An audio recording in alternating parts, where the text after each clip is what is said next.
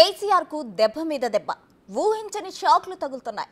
BRS నిర్మాణంలో భాగస్వామిగా ఉన్న senior politician K Keshava Rao BRS కు గుడ్ బై చెప్తున్నారు.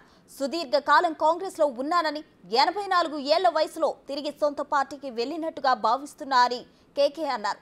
మాజీ సీఎం కేసీఆర్ తో భేటీపై మీడియాతో చిట్చాట్ చేశారాయన.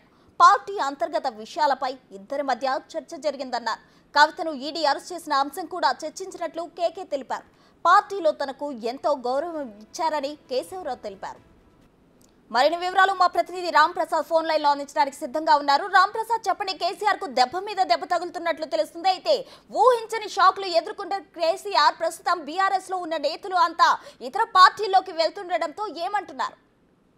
రైట్ ప్రశ్న. మనం చూసినట్లయితే తెలంగాణ రాష్ట్రంలో అయితే కాంగ్రెస్ ప్రభుత్వం ఏర్పడిన అనంతరం అయితే బీఆర్ఎస్ పార్టీకి వరుస షాక్లు వస్తున్నాయని చెప్పవచ్చు. ఇదే క్రమంలో ఇటీవల ఎంపీ ఎలక్షన్ కు సంబంధించి కొంతమంది అభ్యర్థులు అయితే ఆశావాహులు టికెట్లు కేటాయించిన నేపథ్యంలో పార్టీలు మారుతుండగా, ముఖ్యంగా చూస్తున్నట్టయితే కేసీఆర్ కు అత్యంత సన్నిహితుడైనటువంటి సీనియర్ నాయకుడు, బీఆర్ఎస్ పార్టీలో సీనియర్ నాయకుడు కొనసాగుతున్నటువంటి కె కేశవరావు అయితే ఈ రోజు మధ్యాహ్నం కేసీఆర్ ను తన ఫామ్ హౌస్ కు వెళ్లి కలవడం జరిగింది. ఎర్రవల్లిలో లంచ్ కు ఆహ్వానం మేరకు అయితే మాజీ ముఖ్యమంత్రి కేసీఆర్ ను కేకే కలవడం జరిగింది. ఈ యొక్క భేటీలో అయితే పూర్తి స్థాయిలో తాను కాంగ్రెస్ పార్టీలో 52 సంవత్సరాల పాటు సేవలు అందించడంతో పాటు తనకు కూడా కాంగ్రెస్ పార్టీ అత్యున్నత గౌరవాన్ని ఇవ్వడం జరిగింది. చాలా పదవులు అంటే రాష్ట్రంలో ఎమ్మెల్సీ నుంచి మొదలుకొని మంత్రి పదవి కానీ, అదేవిధంగా చాలా వరకు నామినేటెడ్ పోస్టులకు సంబంధించి, అంతేకాకుండా పార్టీకి సంబంధించి నాలుగు రాష్ట్రాలకు ఇన్ఛార్జ్ గా కూడా వ్యవహరించేటువంటి బాధ్యతలను కాంగ్రెస్ పార్టీ తనపై ఉంచినటువంటి ఒక అంశాలన్నింటినీ కూడా కేసీఆర్ తో చెప్పడం జరిగింది.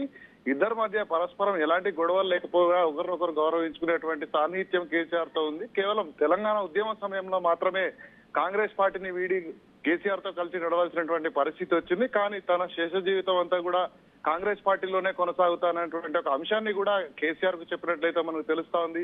ఇదే క్రమంలో తన కుమార్తె అయినటువంటి హైదరాబాద్ మేయర్ గద్వాల్ విజయలక్ష్మి ఈ నెల 30వ తేదీన కాంగ్రెస్ పార్టీ తీర్థం పుచ్చుకున్నారు. మేయర్ తో పాటు మరికొంతమంది కార్పొరేటర్లు, అభిమానులు కూడా భారీగా కాంగ్రెస్ పార్టీలో చేరేందుకైతే ఇప్పటికే రంగం సిద్ధమైనట్టు మనకు తెలుస్తా ఉంది.